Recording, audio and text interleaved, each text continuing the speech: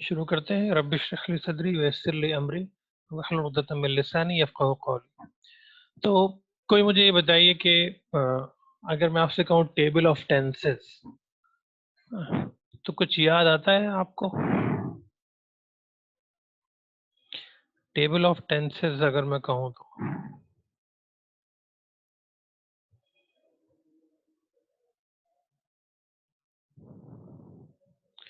Yes ज़िक्रा?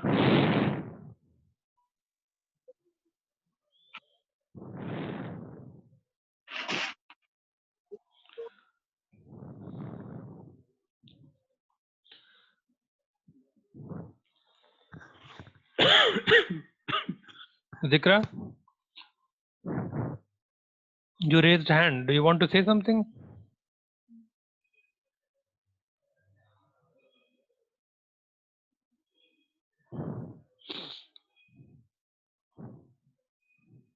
Madani?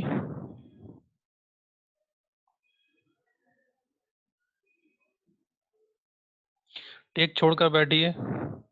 जो लोग भी टेक लगा के बैठे हैं, वो टेक छोड़कर बैठे हैं।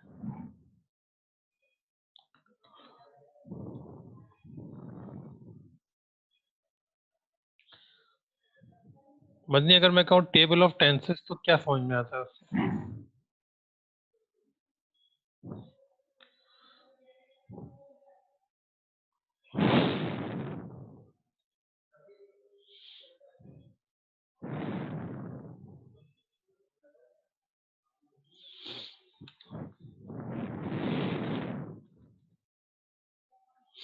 टेबल ऑफ टेंसेस से क्या मतलब होता है भाई? कोई तो बताइए। फातिमा मगरे जी?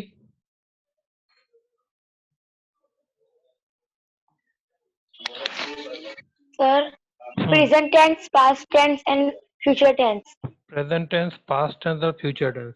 ओके। इससे पहले कभी आपने टेबल ऑफ टेंसेस पढ़ी है?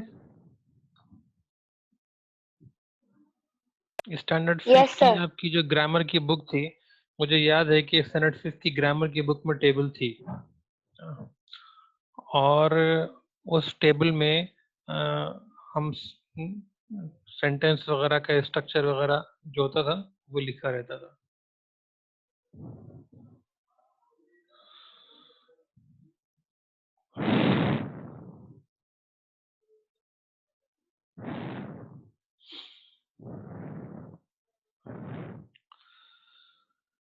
चलिए टेबल ऑफ टेंसेस में आते हैं। ये आपके लिए टेबल ऑफ टेंसेस मैंने रेडी करके रखी हुई है। इसके अंदर कुछ एब्रीविएशंस यूज किए हैं मैंने, वो आपको समझा देता हूँ मैं। SIN का मतलब है सिंगुलर, और PLU का मतलब है प्लूरल। SUB मतलब सब्जेक्ट। सब्जेक्ट क्या होता है, कोई बता सकता है मुझे? What is subject?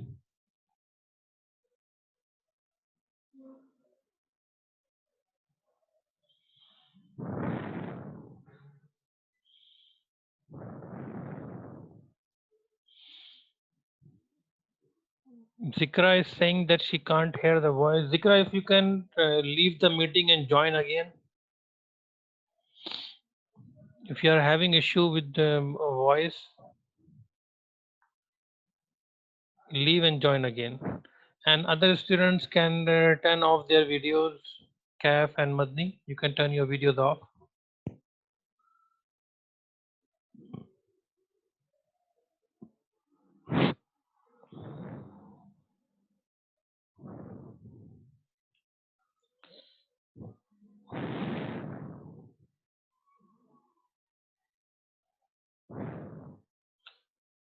I want to know what do you understand by subject? Subject किसे कहते हैं? कौन बताएगा?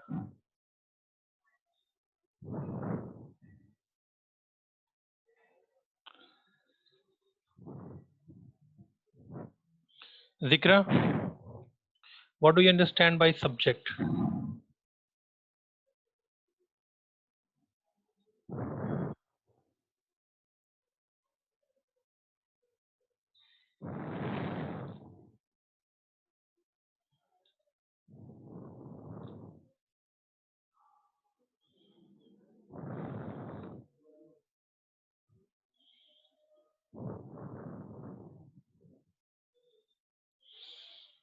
देखिए, अगर आपको मालूम नहीं है तो आपको ये कहना पड़ेगा कि मुझे मालूम नहीं है ना, ताकि मैं दूसरे से पूछ सकूं या मैं फिर आपकी हेल्प कर सकूं उसको समझने में। अगर आप खामोश रहेंगे तो फिर मुझे पता नहीं चलेगा। That's not a good way. I don't know कि अदर टीचर्स किस तरह से पढ़ाते हैं आपको, वो आपसे पार्टिसिपेट करने को कहते हैं कि नहीं कहते हैं, पर मैं ऐसे ही पढ़ाता हूँ बेटा, है ना। मैं सिर्फ आपको आके पढ़ाऊँ, मैं लेक्चर दूँ और आप सीख लें, this does not happen in live class especially. You will have to interact with me so that you can retain what I'm talking, what I'm teaching, है ना। जिक्रा ने हाथ उठाया। Yes, जिक्रा, what do you want to say? Sir, like one sentence is that means that Rahul is running. Rahul is running, okay. Rahul is subject, and other thing is we are talking about Rahul, so means Rahul is subject. Rahul is subject। तो एक sentence है, राहुल दौड़ रहा है। आयना से पूछ रहा हूं मैं। आयना, अनम्यूट कीजिए अपने आप को और बताइए, राहुल दौड़ रहा है, तो राहुल इसके अंदर सब्जेक्ट कैसे हुआ? उन्होंने सही कहा कि राहुल सब्जेक्ट है, पर राहुल सब्जेक्ट कैसे हुआ?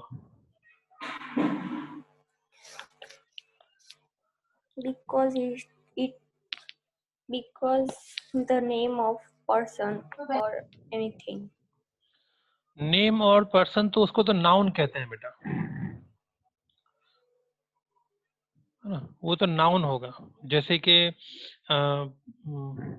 एक सेंटेंस में आपको बना के दिखा देता हूँ यहाँ पे।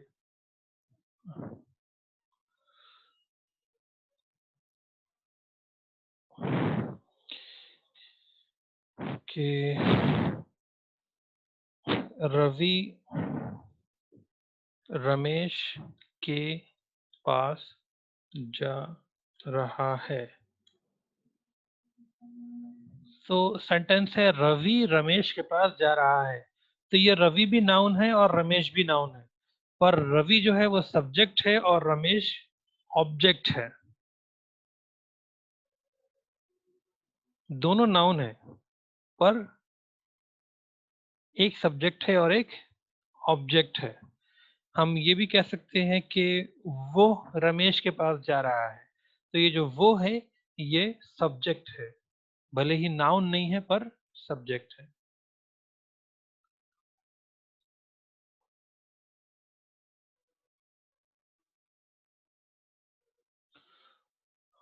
सब्जेक्ट, जिक्रा का कहना है कि subject is what we are talking about, तो सब्जेक्ट वो है जिसके बारे में हम बात कर रहे हैं। नहीं, देखिए इसके बारे में, इसमें तो हम किसी के बारे में ही बात नहीं कर रहे हैं ना, है ना। वो रमेश के पास जा रहा है, तो मतलब जो आपकी डेफिनेशन है वो इसके ऊपर उतरती नहीं है पूरी। और कोई? Kaif, would you like to try? क्या हो सकता है, सब्जेक्ट किसे कहेंगे? मैं आपको आंसर दे सकता हूँ, मुझे तो आता ही है, पर अगर आप इस तरह से खोद के खुद से निकालेंगे तो आपको याद रहेगा आगे।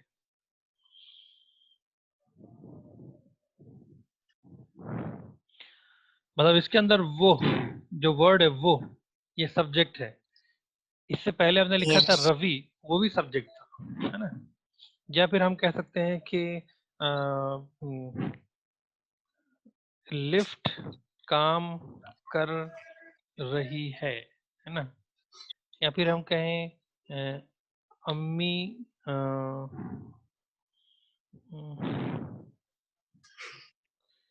जो है वो डांट रही है ना।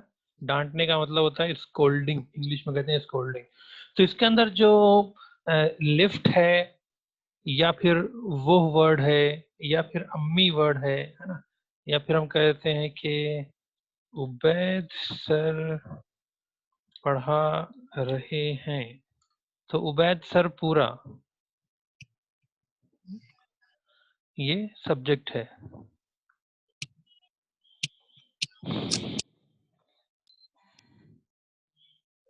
कैफ, किस तरह के वर्ड्स को कोई खास डेफिनेशन दे सकते हैं हम सब्जेक्ट की? आपके अंदाजे से क्या होगी कैफ?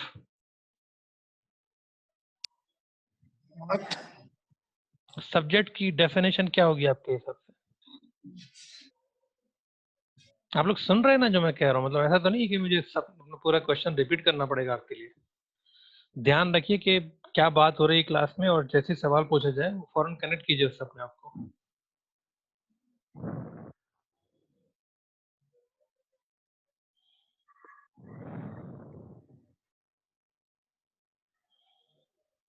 अभी मैंने आपको बताया वो, लिफ्ट, अम्मी, उबैद, सर, है ना, ये सारे वर्ड्स जो हैं इसके अंदर सब्जेक्ट हैं। तो सब्जेक्ट किसे कहेंगे?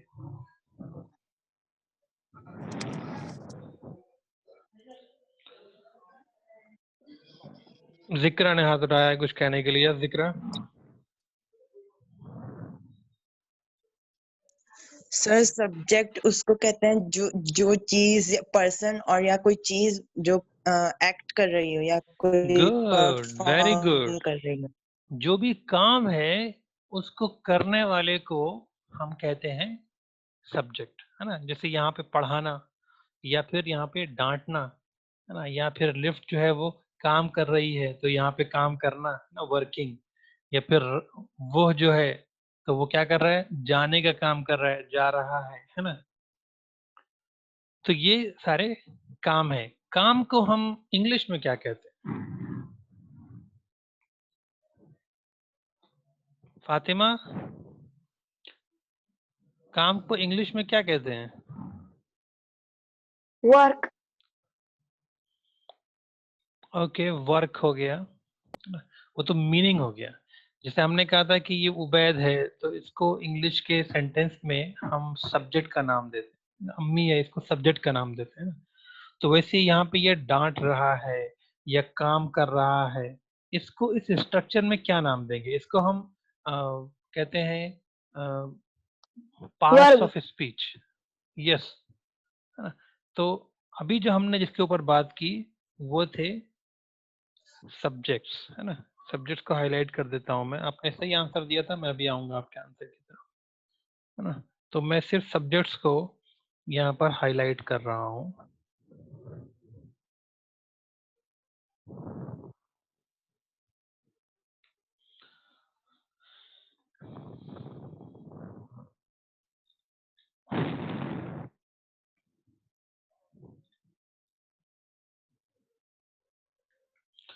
अब आते हैं वर्ब पे, जो आंसर दिया फातिमा ने, है ना। तो जा रहा, ये जो है वर्ब हो जाएगा, या काम कर रही, ये वर्ब हो जाएगा। डांट रही, ये वर्ब हो जाएगा। और पढ़ा रहे, ये यहाँ पे वर्ब हो जाएगा, है ना। मैंने है को छोड़ दिया है आखिर में जानबूझकर, ये भी इसका पार्ट ही बन जाएगा। पर हमारे पास आमतौर से सेंटेंस में दो तरह के वर्ब होते हैं, है ना। हम जो सेंटेंस बनाते हैं उसके अंदर दो तरह के वर्ब होते हैं। एक तो होता है मेन, इसको इधर ही लिखते हैं वर्ब के नीचे ही। एक होता है मेन वर्ब, और एक होता है हेल्पिंग वर्ब। दो वर्ब होते हैं हमारे पास। तो मेन वर्ब तो वो है जिसको मैंने हाईलाइट किया, है ना। जैसे कि जा रहा है ना, तो जाने के लिए आता है गो, तो ये मेन वर्ब के तौर पर आएगा आमतौर से। काम करने के लिए आता है वर्क, है ना, तो ये वर्क जो है वो मेन वर्ब के तौर पर आएगा। स्कोल्ड, डांटना, या फिर टीचिंग, टीच। तो ये हमारे मेन वर्ब्स हैं। हेल्पिंग वर्ब्स क्या होंगे? हेल्पिंग वर्ब्स आप 24 जो है वो स्टैंडर्ड 6 में पढ़ चुके हैं। मैं उन 24 की बात करता हूँ अभी, कि आपने जो पढ़े हैं उन्हीं के बारे में हम बात करते हैं। हेल्पिंग वर्ब्स होते हैं जैसे इज, एम, आर। कोई और बताएगा? कुछ और याद आए आपको इसके अलावा?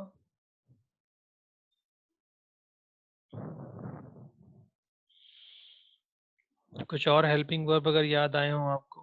इन सेंटेंसेस में देख लीजिए ऊपर जो स्ट्रक्चर दिया हुआ है, इन स्ट्रक्चर्स में भी हमने कुछ हेल्पिंग वर्ब्स यूज किए हैं।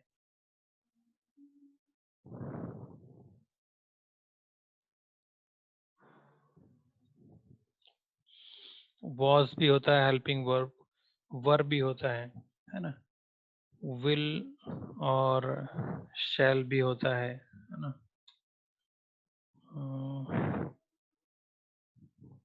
वुड भी होता है ना, कुड भी होता है, कैन भी होता है, तो बहुत सारे हैं ना, हैज, हैव, हैड। कुछ एग्जांपल्स बताइए आप लोग भी। Madani, do you have something to say? नहीं, अगर नहीं हो तो कुछ बिला वजह अपनी स्क्रीन से मत खेलिए। आप स्क्रीन को टच करते रहेंगे तो वो कभी ऑन हो जाएगा, कभी कुछ हो जाएगा ना, तो वो मत कीजिए। तो there are many helping verbs है ना, has, have, had, will, shall, would, could है ना, मे, माइट, शैल से शुड भी होता है, विल से वुड भी होता है, कैन से कुड हो जाता है, तो बहुत सारे हैं। तो 24 तो वो हैं जो कॉमनली यूज होते हैं, बाकी हमारे पास यहाँ सेंटेंस में हैं भी। दो ही सेंटेंस है जिसके अंदर कोई हेल्पिंग वर्ब नहीं है। हम देख रहे हैं प्रेजेंट सिंपल में अगर सिंगुलर सब्जेक्ट है तो वहां पर भी कोई हेल्पिंग वर्ब नहीं है, और प्लूरल सब्जेक्ट है तो भी वहां पे कोई हेल्पिंग वर्ब नहीं है। पास्ट सिंपल में भी कोई हेल्पिंग वर्ब नहीं दिख रहा है हमको। बाकी हर सेंटेंस में अगर प्रेजेंट कंटिन्यूअस बना रहे हैं सिंगुलर सब्जेक्ट से तो इज आएगा, प्लूरल सब्जेक्ट से बना रहे हैं तो आर आएगा, अगर सब्जेक्ट हमारा आई है तो एम आएगा। ऐसे ही परफेक्ट बना रहे हैं प्रेजेंट परफेक्ट सिंगुलर सब्जेक्ट से तो हैज आएगा, वरना प्लूरल के साथ हैव आएगा। पास्ट में होगा तो हैड आएगा पास्ट परफेक्ट में। ऐसे ही हम देख रहे हैं फ्यूचर में आई और वी के साथ शैल आ रहा है तो अदर सब्जेक्ट्स के साथ विल आएगा। तो हर जो टेंस है ना, टोटल 12 टेंसेज हैं, 3 मेन टेंसेज हैं, और हर टेंस का फिर अलग अलग एक टेंस बनता है। तो प्रेजेंट से सिंपल, प्रेजेंट से कंटिन्यूअस भी बनता है, प्रेजेंट परफेक्ट कंटिन्यूअस। ठीक उसी तरह पास्ट से भी है और ठीक उसी तरह फ्यूचर से भी है। तो ये दो ऐसे हैं जो थोड़ा अलग स्टैंड करते हैं, बाकी सब में हमको हर किसी में हेल्पिंग वर्ब मिलता है ना। तो ये जो दो हैं इनको अगर हमको नेगेटिव बनाना होगा तो उसके अंदर हेल्पिंग वर्ब की जरूरत पड़ेगी ही हमको। मान लीजिए कि हम नेगेटिव बनाते हैं तो नेगेटिव जो है उसका जो नॉट है वो बगैर हेल्पिंग वर्ब के नहीं आएगा, है ना। अगर उसमें विल लगा हुआ है तो विल के बाद नॉट हो जाएगा, है ना। अगर उसके अंदर हैज लगा हुआ है तो हैज के बाद नॉट हो जाएगा।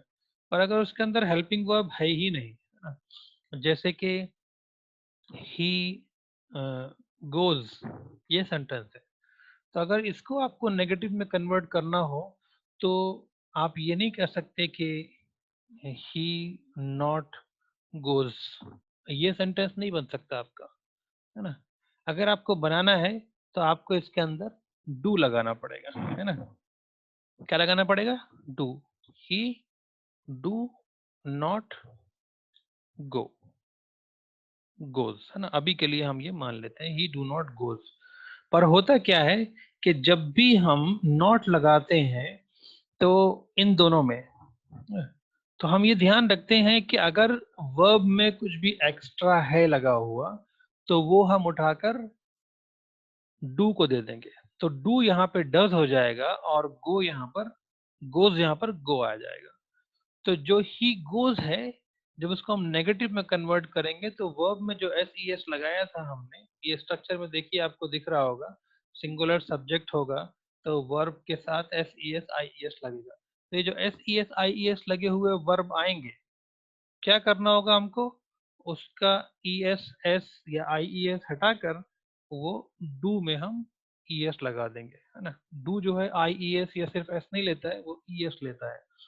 तो ही के साथ या सिंगुलर सब्जेक्ट के साथ हम इस तरीके से बनाएंगे। हम इसके ऊपर और भी बात करेंगे, लेकिन अभी मैं सिर्फ आपको बता रहा हूँ कि हमको डू का यूज कैसे करना है। तो डू भी एक हेल्पिंग वर्ब है, उसके साथ अगर हम देखते हैं कि वर्ब में S E S I S लगा हुआ है तो वो वर्ब का हटा के डू में लगा देते हैं तो वो डज बन जाता है। अगर हम देखते हैं कि वर्ब की सेकंड फॉर्म आ रही है तो हम डू की सेकंड फॉर्म डिड यूज करते हैं और वर्ब को फर्स्ट फॉर्म में लाते हैं, जैसे कि ये पास्ट है ना। पास्ट में हम देख रहे हैं सब्जेक्ट प्लस वर्ब टू, तो सब्जेक्ट जैसे कि ही, है ना, या फिर रवि, है ना, वेंट, है ना। अगर हम गो कहते हैं तो ये फर्स्ट फॉर्म हो जाएगी, है ना, हमको यूज करना है वेंट, है ना, गो की सेकंड फॉर्म। हमको याद होना चाहिए कि वर्ब की जो फॉर्म्स होती हैं first second third form, first form present form कहलाती है, सेकंड फॉर्म पास्ट फॉर्म कहलाती है और थर्ड फॉर्म जो है वो पास्ट पार्टिसिपल फॉर्म कहलाती है, I N G form present participle form कहलाती है। तो हमको ये फॉर्म्स जो हैं इनके ऊपर वर्क करते रहना चाहिए, क्योंकि कुछ फॉर्म्स जो होती हैं वो उनको सेकंड में और थर्ड में बनाना आसान होता है ना। जैसे कि ईडी लगाया आपने और वो वर्ब की सेकंड फॉर्म बन गई और वर्ब की थर्ड फॉर्म बन गई। ऐसे वर्ब्स को हम कहते हैं रेगुलर वर्ब्स की, जिसमें ईडी लगाओ और वो वर्ब की सेकंड और थर्ड फॉर्म बन जाए। पर ज्यादातर वर्ड्स हमारे ऐसे हैं जिसमें कि हम ईडी लगा के उसको नहीं बना सकते। उसमें हमको या तो सब्जेक्ट वर्ब में बेसिक फॉर्म में कुछ चेंजेस करना पड़ते हैं, नहीं तो फिर हमको पूरा उसको बदल ही देना पड़ता है ना। जैसे थिंक का थॉट हो जाता है ना। या कुछ वर्ब्स ऐसे हैं जो कि सेम रहते हैं, पुट पुट पुट, है ना, कोई चेंज नहीं आता है। तो हमको वो याद करना पड़ेगा, वरना हम पुट को पुटेड बोल देंगे, है ना, थिंक को थिंक्ड बोल देंगे, है ना, ईडी लगा देंगे उसके अंदर, तो वो गलत हो जाएगा, है ना, सही नहीं रहेगा। हमको अगर इस तरह का सेंटेंस है जिसमें कि कोई हेल्पिंग वर्ब नहीं दिख रहा है और वर्ब जो है अपने सेकंड फॉर्म में आया है, उसमें हम क्या करेंगे, हम लिखेंगे रवि और डू ऐड करेंगे। और डू क्यों ऐड नहीं करेंगे, सॉरी डू ऐड करेंगे, देखेंगे वर्ब की सेकंड फॉर्म है तो डू की भी सेकंड फॉर्म लाएंगे, डिड कर देंगे उसको, रवि डिड, उसके बाद फिर नॉट आएगा। ठीक है, फिर वेंट जो है, क्योंकि इसकी जो क्वालिटी थी वो डिड ने ले ली है, डू ने ले ली है, तो हम वेंट को फर्स्ट फॉर्म में लेकर आएंगे, गो कर देंगे उसको। ठीक है, तो इस तरीके से हम देखते हैं कि जो हेल्पिंग वर्ब हमको इस स्ट्रक्चर में नहीं दिख रहे हैं वो नेगेटिव के स्ट्रक्चर में दिखाई देंगे जब हम नेगेटिव सेंटेंसेस बनाएंगे। देखिए हमने यहाँ पर present simple, past simple, future simple का नेगेटिव स्ट्रक्चर आपके लिए तैयार करके रखा हुआ है। इसको मिटा देते हैं, है ना। यहाँ पे अगर आप जब नेगेटिव का स्ट्रक्चर बना रहे हैं तो सिंगुलर सब्जेक्ट, यहाँ पे हम देख रहे हैं कि वर्ब के साथ S E S I E S था, है ना। यहाँ पे वर्ब में S E S I E S है, पर यहाँ पे वर्ब वन है तो इसका S E S I E S कहाँ गया, वो डू ने ले लिया और वो डज बन के यहाँ पे दिख रहा है हमको, डज नॉट, इसमें था ही नहीं डू या डज, और यहाँ पर हमको डज नॉट दिख रहा है। नेगेटिव बनाने के लिए आपको एक हेल्पिंग वर्ब की जरूरत पड़ेगी। यहाँ पे हमको कोई हेल्पिंग वर्ब नहीं दिख रहा है, सब्जेक्ट प्लस वर्ब टू, पर यहाँ पे हमको दिख रहा है डिड नॉट, है ना, वर्ब टू की जगह वो वन यूज हुआ है। और जहां पर हमको ऑलरेडी एक हेल्पिंग वर्ब दिख रहा है, जैसे अफर्मेटिव सेंटेंस में हम देख रहे हैं कि अगर सब्जेक्ट आई या वी हो तो हमको शैल यूज करना है और वर्ब वन यूज करना है, तो ऑलरेडी हमारे पास एक हेल्पिंग वर्ब है, तो हमको नया ऐड करने की जरूरत ही नहीं है, हमको उसके सामने सिर्फ नॉट लगा देना है। तो फ्यूचर सिंपल में या फिर दूसरे जितने भी स्ट्रक्चर्स हैं, है ना, जितने भी स्ट्रक्चर्स हैं, कंटिन्यूअस क्या हो, परफेक्ट क्या हो, परफेक्ट कंटिन्यूअस क्या हो, या फ्यूचर क्या सिंपल हो, हमको किसी में भी कोई और हेल्पिंग वर्ब ऐड करने की जरूरत नहीं पड़ेगी।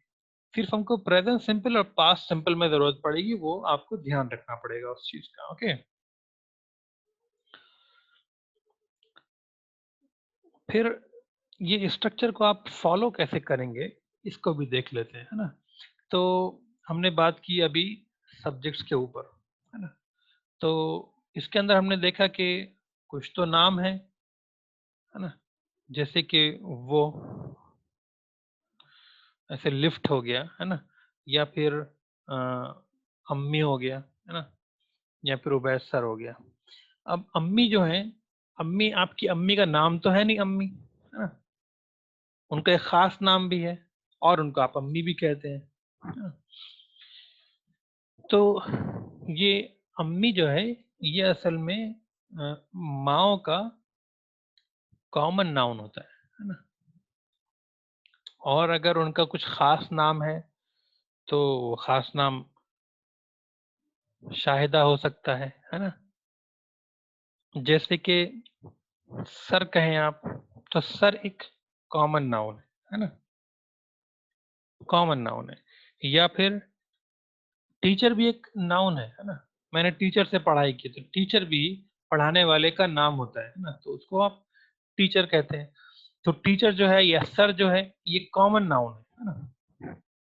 पर प्रॉपर नाउन में यहाँ पर उबैद आया है, ठीक है। उबैद की जगह कोई दूसरे टीचर का भी नाम हो सकता है, जैसे आशिक या फिर इब्राहिम सर, एक्सेट्रा एक्सेट्रा, है ना। फिर हम देखते हैं कि कुछ एक चीज का भी नाम है यहाँ पे किसी एनिमल का भी नाम हो सकता है। तो नाउन की डेफिनेशन क्या हुई? नाउन की डेफिनेशन मतलब नाम, चाहे वो किसी इंसान का हो, चाहे वो किसी चीज का हो, चाहे वो किसी जगह का हो, है ना। जगह के नाम को भी हम नाउन ही कहते हैं। तो नाउन की जगह हो सकता है कि हम नाउन यूज ना करें, हम नाउन की जगह पे कोई और नाम यूज करें। जैसे कि हम कहें कि मैं अपने अब्बू से मिला, है ना। मैं अपने अब्बू से मिला। अब हम अब्बू का नाम बाद में नहीं लेंगे, हम उनके लिए कोई और वर्ड यूज करेंगे। वो कह रहे थे कि तुम मेरी बात मानो, है ना। ये सेंटेंस हमने बनाया है, इसको हम दिखे पूरा ऐसा कर देते हैं, है ना। तो हमने पहले सेंटेंस में अपने लिए वर्ड यूज किया मैं, है ना। मैंने अपना नाम नहीं लिया, मैंने अपने लिए वर्ड यूज किया मैं। अपने अब्बू से मिला, है ना, तो यहाँ पे हमने अब्बू कहा, पर आगे हमने अब्बू के लिए भी वर्ड यूज किया वो, और फिर मैं की जगह हमने वर्ड यूज किया तुम।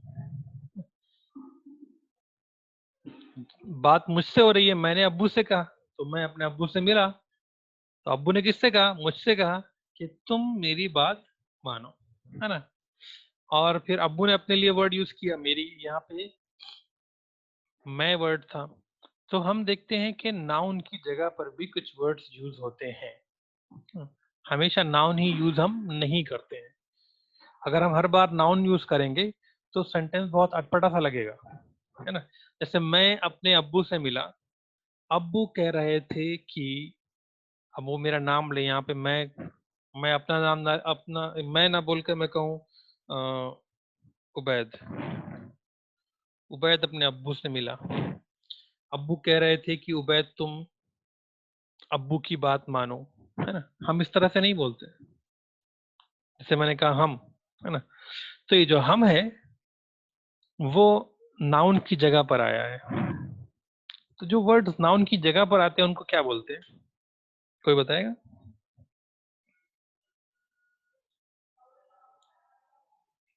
यस फातिमा।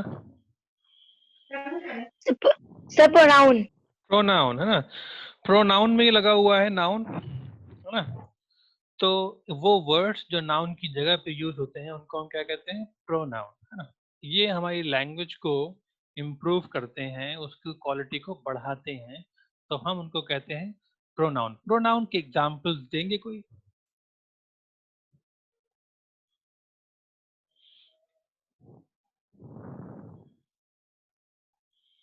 कोई एग्जाम्पल देके बताएगा प्रोनाउन कौन कौन सा होता है? कैफ, मदनी, रिदा, रेहान, आप लोगों ने बहुत ही कम क्लास में पार्टिसिपेट किया है अभी तक।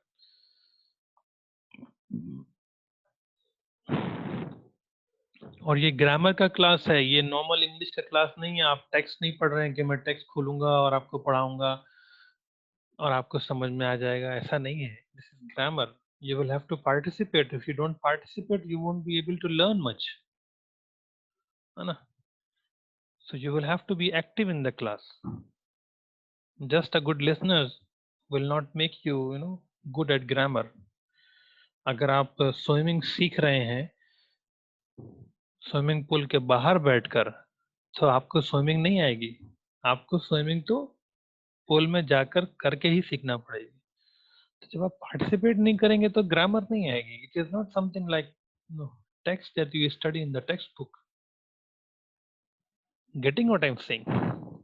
तो पार्टिसिपेट कीजिए, बताइए मुझे भाई, प्रोनाउन के एग्जाम्पल दीजिए।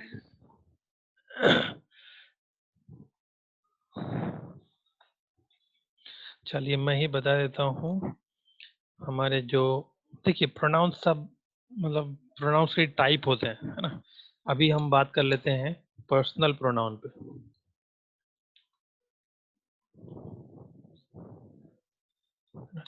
पर्सनल प्रोनाउन में होता है he, she, it, we, they, you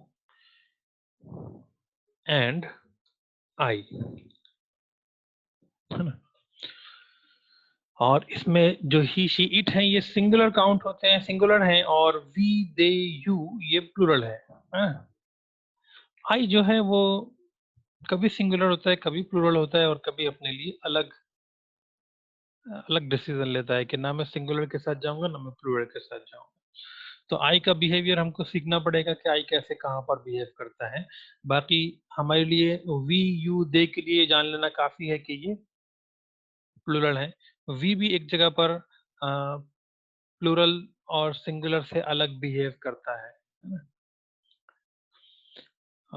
बाकी आई का जो बिहेवियर है वो ज्यादा अनकॉमन है, तो इसलिए उसको मैंने अलग से बता दिया। वी भी एक जगह पर अलग बिहेव करता है। बाकी ही, शी, इट इनका बिहेवियर जो है तय है कि ये सिंगुलर है। तो जब कहा जाएगा सिंगुलर सब्जेक्ट, तो आप इसको आंख बंद करके यूज कर सकते हैं सिंगुलर सब्जेक्ट में, है ना। और जब कहा जाएगा प्लूरल सब्जेक्ट, तो आपको दे और यू आंख बंद करके यूज कर सकते हैं। वी में आपको देखना पड़ेगा कि यहाँ पर वी जो है वो यूज होगा कि नहीं होगा, और आई के बारे में आपको ज्यादा ध्यान रखना पड़ेगा, है ना।